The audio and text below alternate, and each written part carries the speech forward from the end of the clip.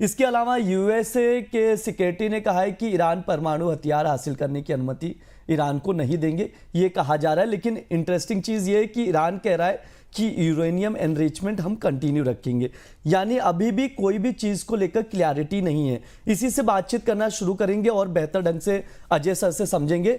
Ajay sir, कैसे देख रहे हैं, ये कैसा सीज फायर नजर आ रहा है आपके अकॉर्डिंग?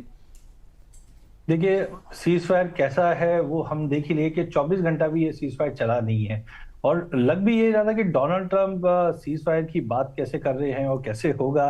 बट हाँ, कल एक जब सामने आया उसके बाद हमने कच्चे तेल में 22% का सबसे बड़ी फॉल देखी है, सोने चांदी में तेजी आते हुए देखी है, इक्विटी में जंप आते हुए देखा, तो लग रहा था कि चलो अंततः कुछ तो अच्छा हुआ।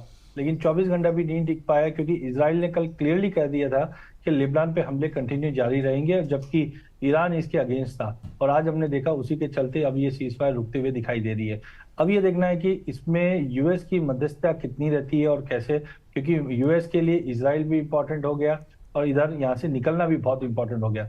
एक तरह से कल मैं एक न्यूज भी पढ़ रहा था ब्रिज, जहाँ पे बताया जाता है कि ये सीज फायर होना इसलिए भी था कि यूएस भी प्रिपेयर्ड रहे, या तो एग्जिट के लिए या और बड़ी ताकत के लिए, और ईरान के लिए भी रिक्वायरमेंट था एक सांस लेना, ताकि वो रिफलिंग और जहां जहां पे रिक्वायरमेंट्स है वो पूरी पूर्ति कर पाए।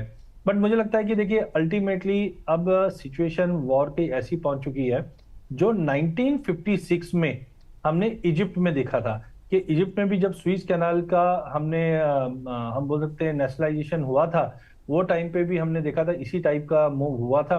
और अल्टीमेटली हुआ क्या कि जो स्विस कैनाल है वो इजिप्ट के पास गया, और वहां पे हमने देखा कि कहीं ना कहीं एक टोल वसूला जा रहा है जो आज भी चल रहा है, और जो एक मेजर इनकम रहा है अभी भी इजिप्ट के लिए।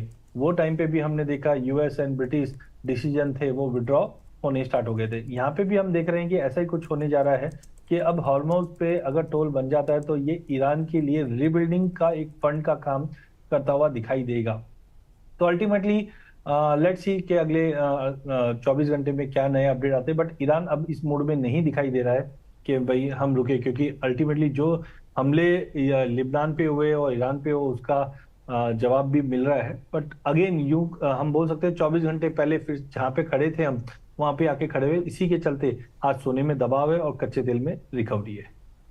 जी बिल्कुल, हाँ, ये सर की राय है। अजय सर, मैं एक चीज़ और आपसे समझूंगा, कुछ आपने ग्राफिक्स भी शेयर किए, एक बार उसके थ्रू आप थोड़ा सा ये वॉर अगर समझाएंगे तो बेहतर रहेगा, और इसका इम्पैक्ट कैसे देख रहे हैं, कौन कौन से ट्रिगर्स इंपॉर्टेंट है बाजार के लिए? देखिए, जिस ढंग से हमने देखा कि यूएस और ईरान का जो रिलेशन है, हमें लगता है कि ये ऐसा क्या हो गया कि यूएस उठकर, यूएस अगर हम देखें तो वेस्ट का एक छोर है और ईरान एक मिड में है, तो ऐसा क्या हो गया कि ये बीच में आ गया? ऐसा कुछ भी नहीं है। कि आज से 50-60 साल पहले भी ना यूएस एक तरह से हम बोल सकते हैं कि रिजिम को कंट्रोल करता था। और हम जानते भी, जो वायरल फोटोज आ रही है कि वेस्टर्न वर्ल्ड का दबदबा ईरान पे था। बट 1979 में हमने देखा जो करंट लीडरशिप है उन्होंने टेक ओवर किया था, उसके बाद चीजें काफी इंपॉर्टेंट हुई। 1980 में इराक के साथ जब लड़ाई हुई थी, हम जानते हैं कि यहाँ पे तेल के लिए हमने लड़ाई होते हुए देखी, लेकिन ये चीज ईरान ने समझ लिया था कि इंडिया का भी जो न्यूक्लियर टेस्ट हुआ था उसके बाद कि अगर न्यूक्लियर रहेगा तो ही हमारी आगे सर्वाइवलिटी रहेगी। एंड नतीजे 2002 में इन्होंने भी न्यूक्लियर प्रोग्राम स्टार्ट किया था। 2015 में आकर इन्होंने एक अकॉर्ड भी साइन किया था कि हम कहीं ना कहीं इस पे सपोर्ट करेंगे। बट 2018 में डोनाल्ड ट्रंप आए थे, तब उन्होंने इसको रद्द कर दिया था, और उसी के बाद से ये एक्शन चालू हुआ था। टाइमिंग, यस, सीज फायर के बाद हमने कच्चे तेल में फॉल आते हुए देखा, मध्यस्थता पाकिस्तान ने की थी, बट हमने ये भी फेल होते हुए देख पा रहे हैं। और अभी भी जो पीस टॉक है, देखते हैं फ्राइडे क्या नया नतीजा आता है। बट चीजें गहराती हुई दिखाई दे रही, क्योंकि कल सुबह ही मैं एक अपडेट बना रहा था जहाँ पे $60 से $90 भी अगर आप कच्चा तेल देखते हो तो 50% का जंप है। और ये कहीं ना कहीं आपके बैलेंस को, आपके बजट को बिगाड़ने में बहुत ज्यादा है। तो आई थिंक उसी के नतीजन हम इंडियन है या बाकी कंट्रीज है, सबके बजट जो बिगड़े हुए हैं। ब्रिज, ठीक है, ये जो ट्रिगर्स हैं इसका इम्पैक्ट हम लोग प्राइजेस पर देख रहे हैं। यहाँ पर भूपेश सर आपके पास आऊँगा, ओवरव्यू जानना चाहूँगा बुलियन मार्केट का, गोल्ड सिल्वर को कैसे देख रहे हैं आप? क्या यहाँ से और प्रेशर दिखाई दे रहा है, क्या और गिरावट दिखाई दे रही है चांदी में और गोल्ड में? क्या व्यू है सर बुलियन मार्केट के, क्या कुछ लेवल्स इंपॉर्टेंट है? जी नमस्कार भरत जी। अगर बात करें गोल्ड और सिल्वर की, तो गोल्ड और सिल्वर के ट्रेंड अभी भी पॉजिटिव बने हुए हैं। और जिस तरीके से सीज फायर की खबरें आ रही हैं, मुझे लग रहा है कि ये सीज फायर की खबरें एक तरीके से बेकार जाते हुए दिख रही हैं, क्योंकि लगातार हमले जारी हैं। और वहीं गोल्ड और सिल्वर में कल ऊपर में जो भाव 245 हुआ था, वो अभी 235 के आसपास है। परंतु अगर हम इंट्राडे ट्रेंड की बात करें, तो यहाँ पर मजबूती अभी भी बनी हुई है। बाजार 235 के आसपास मिलता है, तो यहाँ खरीदारी करने की सलाह रहेगी। जिसका स्टॉप लॉस 233 के नीचे का रहेगा। लक्ष्य की बात करें तो 239 242 के लक्ष्य यहाँ संभावित रहेंगे। वहीं गोल्ड में भी बाजार में बीते कल एक अच्छा ब्रेकआउट देखने को मिला था, चाहे वो किसी खबरों पर आया चाहे कैसे भी आया। मुझे लगता है कि ये ब्रेकआउट सस्टेन करना चाहिए। इंटरनेशनल बाजारों में जब तक भाव 4680 के ऊपर है कॉमेक्स में, तब तक बाजार लगातार तेजी में बना रहना चाहिए। अपसाइड में एक बार बाजार फिर से 4810 4860, और इंडियन टर्म्स में बात करें तो बाजार 150-200 के आसपास मिलता है, तो यहाँ खरीदारी की सलाह रहेगी। जिसका स्टॉप लॉस 149,700 के नीचे का लगाएं। जो एग्रेसिव हैं, जो नॉन एग्रेसिव हैं, वो 149,300 के नीचे का प्रयोग कर सकते हैं। और ऊपर में 150,900 151,500 के लक्ष्य यहाँ एक बार पुनः संभावित होंगे। ठीक है, ये सर की राय है। गोल्ड में खरीदारी की ही सलाह दी जा रही है। टारगेट 1,51,500 का दिया जा रहा है। 1,49,500 का स्टॉप लॉस लगाने की सलाह है, तो उसके अकॉर्डिंग आप लोग देख सकते हैं, नोट डाउन करके चल सकते हैं। अजय सर, आप कैसे देख रहे हैं गोल्ड सिल्वर के मार्केट को? क्या कुछ लेवल्स इंपॉर्टेंट हैं? क्या यहाँ से आप और गिरावट देख रहे हैं या वापस से रिकवरी आएगी? क्या व्यू है आपके? और सर, सेंट्रल बैंक्स और तमाम चीज़ों के डेटा क्या कुछ कह रहे हैं? आपने जो डेटा शेयर किए सर। देखिए, सबसे पहले तो अगर हम देखें जनवरी से लेकर अभी तक, अभी भी 11.5% की तेजी गोल्ड दिखाता हुआ दिखाई दिया है। टाइमिंग मुझे लगता है कि सोने में कल जरूर लग रहा था कि मार्केट 4950 से $5,000 तक का लेवल दिखा देगा। मार्केट ऊपर गया बट सस्टेन नहीं कर पाया। तो टाइमिंग कोई बड़े ट्रेड्स ना लीजिए। हाँ, ऑप्शन के जरिए आप ट्रेड करके ले सकते हैं, जहां पे मुझे लगता है 1,50,000 का पुट लीजिए, 3,800 के स्टॉप 3,800 में 3,200 का स्टॉप लॉस लगाइए, 5,000 का टारगेट रहेगा। लेकिन जैसे कल भी मैंने बताया था कि ये जो तेजी आ भी रही है वो सस्टेनेबल नहीं रहेगी, ये खाली रिट्रेसमेंट, क्योंकि फेड ने जिस ढंग से बताया कि आगे जाके इंटरेस्ट रेट में कोई भी कटाव नहीं रहेगा, हाइक की पॉसिबिलिटी बढ़ रही है। जो फेड के मिनट्स आए वहां से भी ये दिक्कत आ रहा है। इन्फ्लेशन कंटिन्यू बढ़ रहा था, जो मैं अभी बता भी रहा था, कच्चा तेल 50% बढ़ चुका है। इसका इकोनॉमी पे भारी इंपैक्ट पड़ता हुआ दिखाई देगा, जो इन्फ्लेशन को बढ़ाएगा।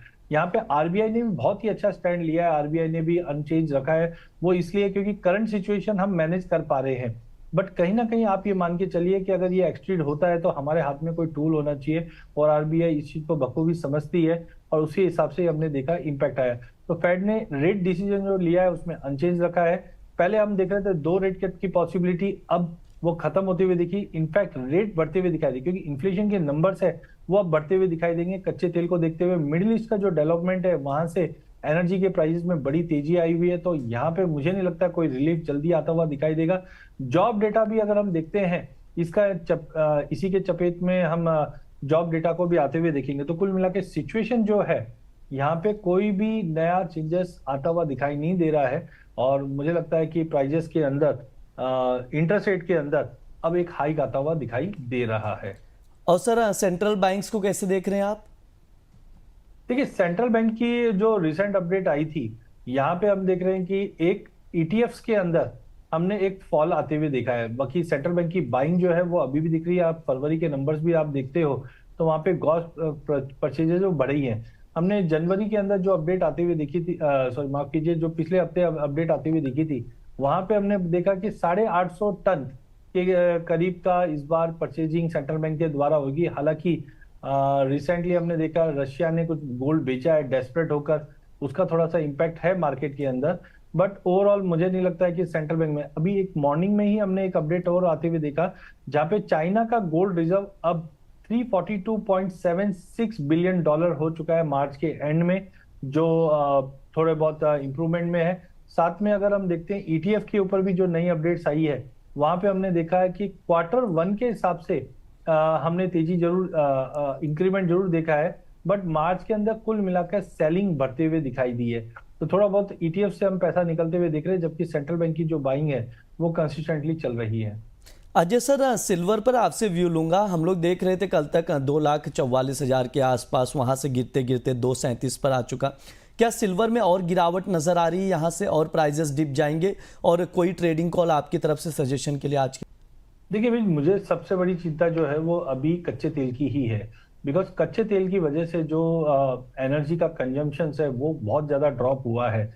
आज सिल्वर का जो इंडस्ट्रियल यूज है वो कहीं ना कहीं इससे मात खाएगा। अभी अगर आप आज के प्राइस से अगर आप देखोगे तो जनवरी से जो तेजी थी वो पूरी गायब होते हुए दिखाई दी। गोल्ड सिल्वर रेशियो भी रिकवर कर रहा है और $70 नो डाउट नहीं तोड़ पा रहा है। तो टाइमिंग 70 से लेकर 84 का रेंज रहेगा। लेकिन अल्टीमेटली मुझे लगता है ये 70 का लेवल अगर टूटता है तो सेलिंग प्रेशर बढ़ेगा, जो $54-55 तक का लेवल दिखा सकता है। तो चांदी में भी मुझे लगता है कि दबाव के साथ ही मार्केट मूव करेगा। आज इंट्राडे में 2,40,000 का पुट लेके चलिए, 10,600 के रेंज में 9,700 का स्टॉप लॉस रखिए, 12,000 का टारगेट है। और कल मैंने कहा भी था कि देखिए हम बाय जरूर कर रहे हैं बट ये शॉर्ट टर्म के लिए जंप आ सकता है। $80-82 के ऊपर सस्टेनेबल नहीं है। तो कल हमने लगभग 78-79 का स्पाइक देखा था बट सस्टेन नहीं कर पाया। अभी भी मैं बोलता हूँ, जैसे अभी मैं आपको जो व्यू दे रहा हूँ वो ऑप्शन में इसलिए दे रहा हूँ क्योंकि अगर सीज फायर की वापस अपडेट आती है वापस मार्केट पलटता हुआ दिखाई देगा। बट 70 से 80 का एक broader range as of now मैं मान के चलता हूँ। और शुक्रवार को जो पाकिस्तान में बैठक होनी है ये बहुत ही इंपॉर्टेंट है कि सीज फायर होगा या नहीं होगा। ठीक है, ये सिल्वर पर सर की ओर से ट्रेडिंग कॉल दिया जा रहा है। 2,40,000 का पुट लॉन्ग करके चल सकते हैं। स्टॉप लॉस जरूर लगाएं और नोट डाउन करके चले लेवल्स। भूपेश सर, आपकी तरफ से भी सिल्वर का कोई ट्रेडिंग कॉल था, एक बार वापस से दोहरा देंगे सर? सर सिल्वर 235 के आसपास मिलता है तो लेना चाहिए। 233 का स्टॉप लॉस लगाकर इसमें 240-245 के लक्ष्य संभावित रहेंगे। मुझे लगता है कि जो मित्र कह रहे थे अभी कि जो रेंज है इंटरनेशनल बाजारों की वो 68 से लेकर ऊपर में 82 तक मुझे संभावित लगती है। तो कहीं ना कहीं बाजार नीचे में सेटल होते हुए दिख रहे हैं। नीचे में ओवरऑल इंडियन टर्म्स में बात करें तो बाजार 223 और अपसाइड की बात करें तो 245 के 255 के भाव यहाँ से दायरे में ट्रेड करते हुए दिखाई देते हैं। तो मुझे लगता है कि बाजारों में कोई बहुत बड़ी तेजी और बहुत बड़ी मंदी तो नहीं आने वाली। और जो इंटरेस्ट रेट का फैक्टर है और इसके अलावा जो ब्याज दरों का फैक्टर है, ये सब फैक्टर यहाँ पर फंडामेंटली लागू होते हुए दिखेंगे। अजय सर, यहाँ पर सवाल आ रहा था अमृता जी का, पूछ रहे हैं Ajay sir good morning, gold अभी क्या लग रहा है कि 1.25 के आसपास आ सकता है? और अगर यहाँ तक आता है तो फिजिकल बाय करने के लिए ठीक रहेगा? देखिए ओवरऑल मुझे लगता है कि गोल्ड में यस आई एम एक्सपेक्टिंग 120-125। उसके 3-4 कारण है। पहला है कि पिछले साल की बड़ी तेजी के बाद एक प्रॉफिट बुकिंग ड्यू था। हालांकि मेरा एक्सपेक्टेशन 20% का था बट ऑलमोस्ट हमने 27% का करेक्शन देख लिया। दूसरा, सेंट्रल बैंक में जो दबाव बना एनर्जी प्राइसेस की वजह से उसका भी इम्पैक्ट पड़ेगा। ईटीएफ में फॉल दिखाई दे रहा है। फेड ने इंटरेस्ट रेट हाइक करने की बातें स्टार्ट कर दी, इसी ने तो 2 रेट हाइक किए, उसी के चलते मैं देख रहा हूँ। बट एक चीज ध्यान रखिए, जो भी ये गिरावट आनी है ये आपको सितंबर अक्टूबर तक दिखाई देगी। उसके बाद सोने में एक नई लहर, एक नई तेजी स्टार्ट होगी। क्योंकि ये चीज हमने रशिया यूक्रेन वॉर में भी देखा था। जब मार्च में वॉर स्टार्ट हुई थी तो अक्टूबर में हमने $1,600 से गोल्ड को चलते हुए देखा, जो 5600 पे जाकर रुका। और इस बार भी वैसी एक तेजी दिखेगी बट अक्टूबर के बाद दिखेगी। बट हाँ, 1.20 1.25 तक आता है, बिल्कुल लेके चलना चाहिए।